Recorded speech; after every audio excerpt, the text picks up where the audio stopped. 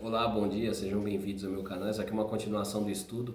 Houve um probleminha técnico aqui. Esse é o segundo vídeo da continuação que nós estamos lendo aqui sobre 30 principais causas do fracasso. No vídeo anterior, estávamos falando sobre Gênesis 34:1 ao 35:11, tá? Sobre Diná, a filha do patriarca Jacó, que foi estuprada pelo filho do rei de Xexém, tá? Esse aqui é o vídeo 2. O vídeo 1 termina, logo em seguida já passa para esse aqui, que você vai ter a continuação dos estudos. Nós estávamos lendo que e deram a Jacó todos os deuses estranhos que possuíram e as argolas que tinham em suas orelhas. E Jacó escondeu esses objetos debaixo de uma árvore não frutífera que havia perto de Xexém. Aí eu estava falando sobre idolatria, que idolatria é aquilo que separa o homem do seu Criador, da fonte primordial, onde vem as nossas intuições, onde vem as chamadas bênçãos de Deus, né? Aquilo que separa o homem do seu Criador é chamado idolatria.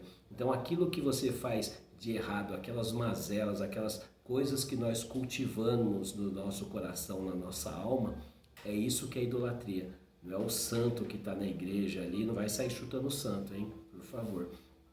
Então, idolatria são aqueles vícios perniciosos que levam o homem a degradar a sua vida, degradar a sua saúde, vem separar a família. Então, todos os seus vícios de drogas, bebidas e coisas que te levam a fazer coisas que normalmente você não faria, isso se chama idolatria. Não é um santo feito de pau, de pedra, de vidro, de ouro, não.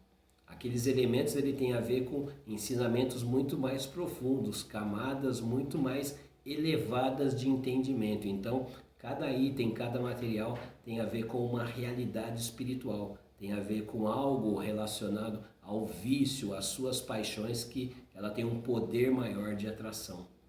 O ouro, em relação a outros materiais, ele tem muito mais atrativo. Então tem pecados, tem transgressões que nós cometemos que se chama idolatria justamente por isso, porque você ama essa coisa de tal modo que você perde a conexão com os mundos superiores, perde a conexão com Deus. Isso se chama idolatria. Tem vídeos especiais que eu fiz aí em alguns grupos, mas vou estar preparando um material. Se você quiser um vídeo sobre idolatria, poste aí, faça um comentário que eu terei grande prazer em fazer, tá bom? Vamos continuar nossos estudos. Outro vídeo lá deu 39, acho que deu 35 minutos, aí deu um probleminha técnico aqui, eu tive que começar novamente. Eu ia editar, mas a intenção desse canal é mostrar realmente o que está acontecendo, não ficar editando nada. Os erros que aconteceu aí, comentem as palavras erradas que eu comentei, porque muitas vezes pensamos alguma coisa e falamos outra, né? Aí depois que você passa, principalmente se você gravou, não tem como você escapar, você fala, caramba, como que eu falei aquilo? Eu peguei alguns vídeos meus, alguns áudios meus, falei, pô, mas não era isso que eu queria falar. Então comentem aí, porque você comentando os erros que eu comentei, eu vou estar não me retificando com vocês, me explicando, mas falar o que aconteceu e qual que era a ideia por trás daquilo, que muitas vezes as pessoas nos levam a mal. E eu não quero que ninguém me leve a mal, eu quero esclarecer, eu quero te ajudar, eu quero te dar ferramentas que você, no seu dia a dia, vem fazer você evoluir. No seu emprego, na sua casa, na sua família, e sermos pessoas produtivas no nosso dia a dia, tá bom? Vamos continuar aqui? E partiram houve o temor de Deus nas cidades que estavam nos arredores e não perseguiram os filhos de Jacó. Olha só, aquele ato que ele fez de bravura, né? Dos filhos de Jacó, o que aconteceu, o extermínio de toda aquela cidade lá, a fama chegou em outros lugares e as pessoas temeram. Então, os nossos atos, muitas vezes impensados, dos nossos subordinados, eles acarretam em problemas para as nossas vidas. Então, um filho, uma filha, um funcionário, alguém que está sob a sua responsabilidade, faz algo impensável, você acaba sofrendo as consequências. Então, temos que ter muito cuidado com aqueles que estão sobre os nossos cuidados, para a gente estar sempre de olho e sempre estar indicando o melhor caminho, porque senão sofreremos as consequências, tá bom? E erigiu ali um altar e chamou o lugar de Betel, pois ali se lhe revelaram os anjos quando fugia do seu irmão. E morreu Débora, a ama de leite de Rebeca, e foi sepultada em Betel, ao pé de um carvalho. E deu-se o nome do lugar de Alon Barrute. E apareceu Deus a Jacó novamente em sua vinda a Padã e o abençoou. Então os homens que têm uma espiritualidade, não estou falando de uma religião, estou falando de espiritualidade, um contato com o Criador, com essa energia latente que ela permeia toda a natureza, são pessoas diferentes, são pessoas que ouvem. A gente se ouve falar muito de clarividência, dos médiums, então existe um embate aí entre cristãos, entre vários meios intelectuais, filósofos a respeito disso, né, da clarividência, esse poder assim de você conseguir se comunicar com o intangível. Então muitos tentaram explicar esses fenômenos metafísicos aí que acontecem com algumas pessoas, e Jacó aqui ele mostra pelos relatos aqui que ele tinha um contato diretamente com Deus, com o seu Criador. E abençoou dizendo, teu nome é Jacó, mas não mais será chamado Jacó, Israel será o teu nome. Segundo os rabinos, os cabalistas, eles falam que Jacó e Israel são a mesma pessoa. Duas naturezas que tem dentro de um mesmo ser. Um é aquele ligado às coisas materiais, à ação, ao trabalho, ao desenvolvimento científico, ao progresso da humanidade através dos esforços, através do cultivo da terra, tá? E por aí vai outras qualidades. Israel está ligado ao homem inclinado às coisas do céu, às coisas espirituais, às coisas que não se podem ver, às coisas chamadas superiores. Então, Jacó passou a se chamar Israel, um homem que não mais cuidava das suas inclinações carnais, mas sim que cuidava das suas inclinações e aptidões espirituais.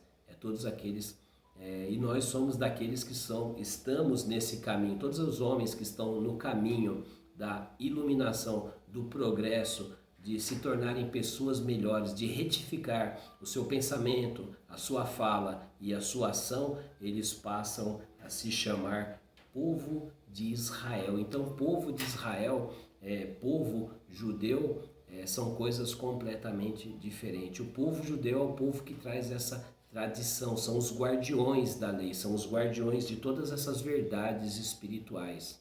Mas as pessoas realmente que estão de corpo e alma envolvidas nesse processo de evoluir, de se retificar, são chamados de povo de Israel, tá? Esse é um comentário simples, tem estudos mais profundos que nós explicamos sobre isso e damos graças ao povo judeu, ao povo de Israel, que trouxe essas verdades milenares para as nossas vidas. Estamos aqui colhendo os frutos, vendo essas ferramentas e como agir no nosso dia a dia, tá bom? E apareceu Deus Jacó, tal, abençoou, dizendo, Jacó não será mais seu nome, mas Israel será o teu nome. E deu-lhe o nome de Israel. E disse Deus, eu sou o Deus Todo-Poderoso, frutifica, multiplica-te, povo e congregação, povos virão de ti, reis do teu flanco sairão. Caramba! Então, nós recebemos uma mensagem maravilhosa aqui a respeito da vida do patriarca, todas as suas questões que ele tinha que resolver com a família, pois todas as famílias têm problemas e tem que ser resolvido, e acima de tudo temos que ouvir as nossas lideranças, temos que ouvir os mais velhos e estar sempre atentos aos conselhos, né? Só que muitas vezes as pessoas caem naquela besteira de dizerem, né? Conselho, se fosse bom, não dava, vendia. Mas tem que estar com o ouvido aberto. Você tem sempre que estar com o ouvido aberto. Você não pode se fechar na sua caixinha e achar que você sabe de tudo. Estamos sempre aprendendo. Aqui, quando eu estou falando para vocês, eu também estou aprendendo. Porque muito do que eu falo não é anotado. São coisas que eu oro, eu medito para que eu venha a dar um melhor estudo para vocês, para que eu venha, de uma certa forma, contribuir para o progresso da humanidade. E muitas religiões, eles não estão preocupados com isso. Eles estão preocupados em encher as suas igrejas, encher os seus templos. Não todos, é claro, mas é uma vaidade humana ter várias pessoas seguindo ela. A minha intenção não é essa, não é encher o YouTube, é fazer com que essa mensagem ela esclareça, ela dá pontos de vistas diferentes para que você venha compreender qual que é a sua função aqui na face da Terra, tá bom? Que não é somente trabalhar, comer e beber, e sim se conectar com essa força criadora chamada Deus, tá? Eu não vou dar nome aqui, todas as religiões dão nome a Deus, então fique com o Deus do seu coração. E aquilo que você aprendeu na sua religião, ponha em prática, tá bom? O amor, a solidariedade, ajudar as pessoas, o pobre, a viúva, enfim, as pessoas que estão carentes aí ao seu lado, que estão necessitando da sua ajuda, tá bom? Então, muito se fala sobre religião, muito se fala de religare, né? Se conectar ao mundo material, ao mundo espiritual, mas as pessoas não te dão um caminho, não te dão umas setas precisas para que você venha seguir esse caminho, né? E sabendo que o caminho é você que tem que seguir, não são as pessoas que estão te falando sobre o caminho. Esse também é o segredo. Então, a nossa jornada, ela é individual, só que junto conosco tem a nossa família, os nossos amigos, a sociedade em qual vivemos. Então, essas atitudes que nós tomamos em caminhar numa vida reta, numa vida espiritual, ela vai também trazer e beneficiar outras pessoas ao nosso redor, tá bom? Porque quando a luz ela chega em algum cômodo da casa, ela acaba iluminando os outros cômodos também. Você pode perceber que se você estiver numa casa fechada, tiver um furinho ali na janela, tiver um furinho ali no telhado, você vai ver que vai vir um feixe de luz.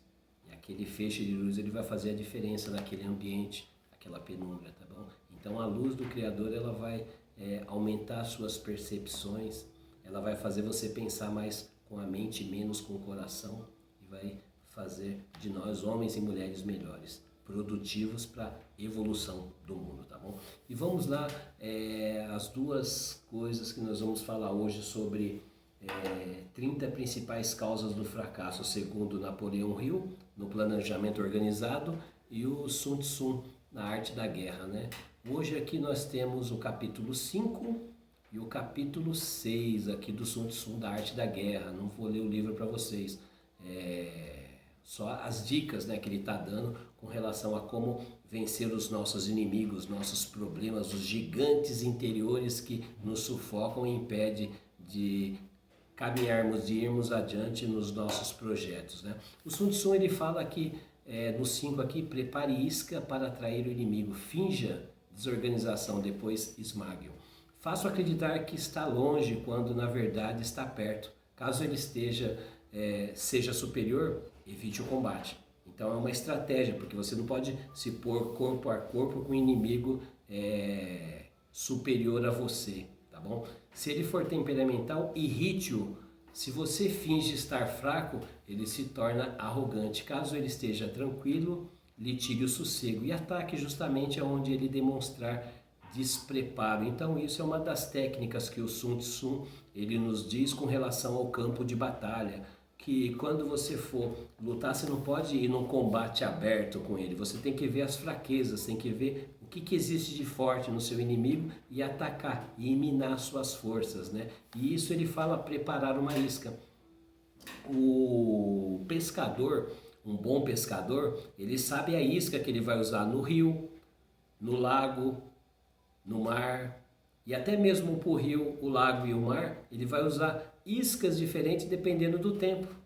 Se é de dia, se é de noite, se é inverno, se é verão. Então existe uma sabedoria, existe uma cultura por trás da arte da pesca.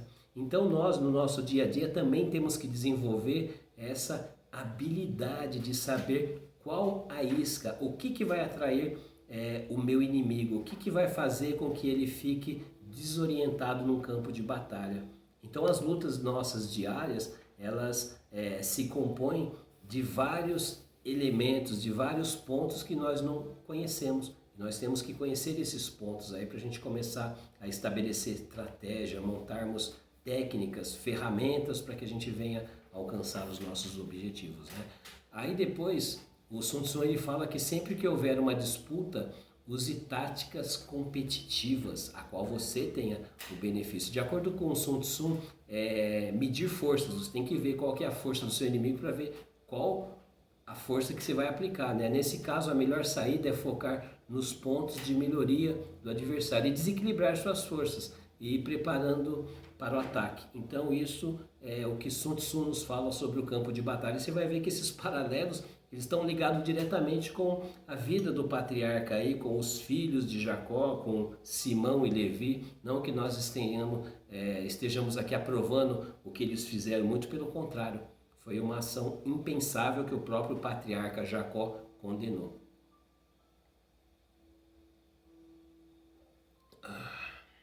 O Sun Tzu também lhe ensina que quando se está em desvantagem, a melhor tática é atrair o adversário para um cenário no qual nós tenhamos vantagem, ou seja, melhor estratégia é conduzir o comprador, tipo o vendedor, ele levar o comprador num jogo estabelecido pelo vendedor. Isso é, o Sun Tzu ele fala que isso só pode ser feito quando a oferta for única e incomparável. Então, muitas vezes um vendedor, alguém quer vender algo, ele vende através de uma super oferta, os Black Friday da vida aí, um produto bom e com um preço também bom, não tem como o comprador resistir. Mas tem outra tática também que se usa e que se deve ser praticada no dia a dia, é de oferecer bons produtos, qualidade de produtos, algo que venha fazer a diferença no mercado.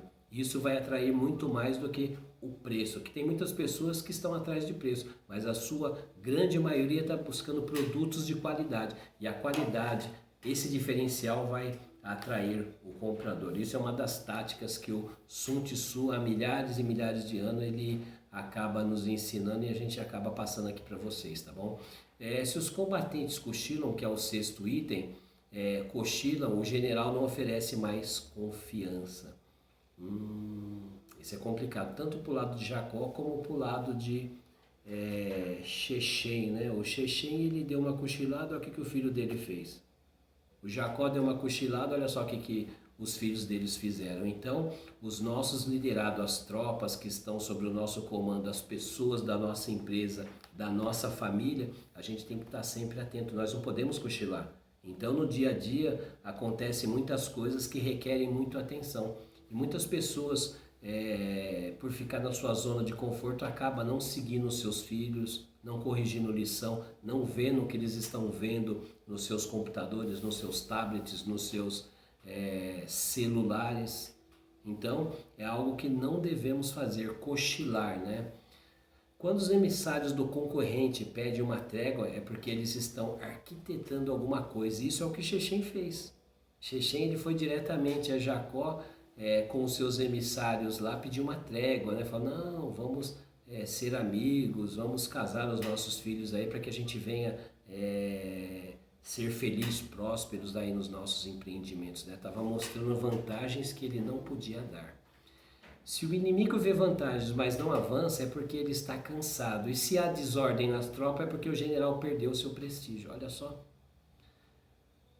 Resumindo tudo isso, o Sun Tzu ele fala o seguinte: para enfraquecer a força do adversário, procure ter um processo de atração de talentos com uma boa política de remuneração. Então, o que você tem que fazer? Você tem que agregar o quadro de funcionários, aos amigos, às pessoas que estão junto com você, pessoas habilitadas e capacitadas. Mas para isso você tem que ter uma política de remuneração, de desenvolvimento de carreira, benefícios, oferecer benefícios para que haja uma evasão, não haja uma evasão de recursos humanos próximos a você. Porque muitas pessoas vão procurar outro lugar para trabalhar, outras pessoas para auxiliar, porque no local onde elas estão não oferece as possibilidades de crescimento, não há possibilidades dela prosperarem, e elas muitas vezes acabam não ficando motivadas para trabalhar com você ou para uma relação que você está, elas não vê possibilidades de crescimento. Então nós temos que oferecer coisas para as pessoas, não comprar, não bajular, mas sim de acordo com a aptidão e o progresso de cada um, tá sim parabenizando, oferecendo prêmios, vantagens para que eles venham falar que sentir que junto conosco eles estão vencendo junto, tá bom? Isso que é a intenção da arte da guerra, aliar mentes, fazer um network para que pessoas com a mesma mente ligada ao mesmo objetivo chegam a resultados satisfatórios, tá bom? E o que nos diz o Napoleão Hill, né? O tema do nosso estudo é as principais causas do fracasso. Deixa eu pegar a colinha aqui, pegar o livro aqui para a gente ver o que ele fala hoje. Hoje a gente está no 7 e no 8, são 30 as causas, então a gente está na 7 e na 8. Influências ambientais desfavoráveis. Olha só, foi o que aconteceu com o quê? Com Jacó. Ele recebeu uma intuição, ele recebeu um insight e falou, ó, vai para tal lugar. O que ele fez? Ele parou na metade do caminho. Ele parou num lugar que não era favorável à criação dos seus filhos, do seu gado, das suas empresas. Então muitas vezes a gente procura algum lugar para ir, a gente tem uma meta, a gente tem uma revelação, a gente tem um insight de algo que nós devemos fazer e a gente para no meio do caminho e acaba frustrando todos os nossos planos, acarretando problemas, porque essa não foi a ordem que Deus deu para Jacó e ele acabou de uma certa forma induzindo a curiosidade de Diná. Olha só o que aconteceu. As tendências criminosas em geral têm origem na infância. Por quê? Porque o ambiente, as más companhias acabam prejudicando realmente. Isso é provado cientificamente, não tem como você correr disso. Que o homem, quando ele nasce num ambiente desfavorável, ele tem uma grande tendência a fazer coisas erradas, a dar errado na vida. Mas também tem pessoas índoles de bom caráter que nasceram na favela, nasceram em tudo contra ela e se deram bem na vida. Só que são exceções, são ponto fora da curva. Então os homens e mulheres que se encontram em ambientes desfavoráveis, eles tendem a ficar com as mazelas da vida, ficar com os restos, ficar com aquilo que sobrou. Então nós temos sempre que estar evoluindo, procurar sempre estar subindo, ficar nos melhores ambientes. Não que a gente vai ter que se separar, se isolar, ir para os grandes condomínios, não é isso. Eu só estou dizendo que esses ambientes de pobreza extrema, eles acabam degradando as pessoas. E isso não é só problema de governo, é problema dos empresários, é problema de pessoas também que conseguiram vencer da vida, olharem para essas pessoas, darem estímulos a essas pessoas. Eu sei que o Brasil é um país em que matam os seus empresários, sufocam os empreendedores, mas nós temos que acreditar, nós temos que investir no nosso país, nós temos que investir nessa população que está carente de recursos, estão carentes de comida, enfim, de uma infinidade de bens que a sociedade moderna conquistou, desenvolveu para que o homem ele passe a ter uma vida melhor. Então, começar pelo saneamento básico, começar pelo asfaltamento de rua, que vai acabar com um monte de doenças, vai acabar com um monte de pestes, limpeza, coletas de lixo. Então, todas essas coisas, elas acabam melhorando o ambiente. E a outra coisa é as pessoas. Aí envolve a família em primeiro lugar, depois a cultura, a escola, o ensino. Então um lugar para essas crianças estudarem, um lugar que elas possam passar para essa melhor fase da sua vida, que é a inocência, onde os futuros homens, os futuros líderes podem nascer, não vai nascer porque estão sendo mortas ali na raiz.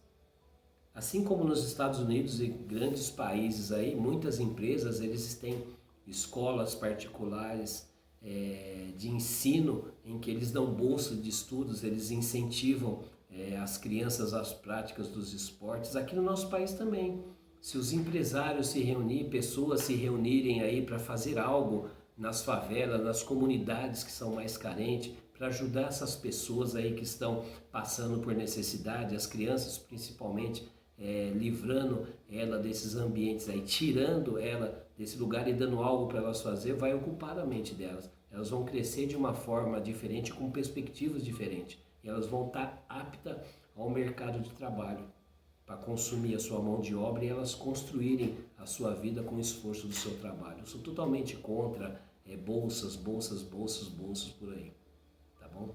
Mas isso não é o caso, não é o que é proposto aqui nos nossos estudos, né? O 8º item aqui da nossa lista do Napoleon Hill, do planejamento organizado, é o hábito de deixar tudo para trás, conhecido como procrastinação. Olha só. É interessante que o ato da procrastinação, ele é muitas vezes inconsciente. Por quê? Porque o homem, ele aparece determinadas coisas para fazer e inconscientemente ele vai deixando, ele vai perdendo o fervor. Muitas coisas que ele inicia ali a 100%, daqui a pouco vai para 50%, daqui a pouco ele parou. Ele deixa de lado, ele não põe as suas forças, a sua energia vital na conclusão desse projeto. E muitas vezes é por falta de ferramenta, recursos, né? Ele fala, pô, mas eu não tenho condições de continuar esse trabalho. Continua. Qualquer projeto que você tiver, continua. O próprio tempo, a própria natureza, o próprio Deus, que ele gosta da ação, que ele gosta do trabalho, ele vai criar oportunidades, ele vai te dar ferramentas para que você venha a se desenvolver. Você vai ter recursos para fazer aquele projeto que você fez. Só que para isso a gente precisa da ação. A ação. Então a procrastinação, ela vem muitas vezes disso. A gente não ter o recurso, de não ter as ferramentas, de não ter os meios, de não ter o local. Mas se você se colocar a ação, as coisas começam a acontecer. Pessoas começam a chegar para você, negócios, oportunidades começam a aparecer. Por quê? Porque você movimentou. E isso é uma das grandes coisas que o Napoleão Hill fala no Pensa e Enriqueça. Temos que mentalizar, temos que atrair a prosperidade através da ação. Não importa onde você esteja, continua fazendo as coisas da melhor forma possível, que essa ação ela vai gerar frutos, tá bom? Desculpa pelos 2 vídeos, você vai ter que assistir um e depois assistir esse aqui, mas vai ser legal, tá bom? Muito obrigado por estar na companhia de todos vocês até agora e que Deus abençoe a todos.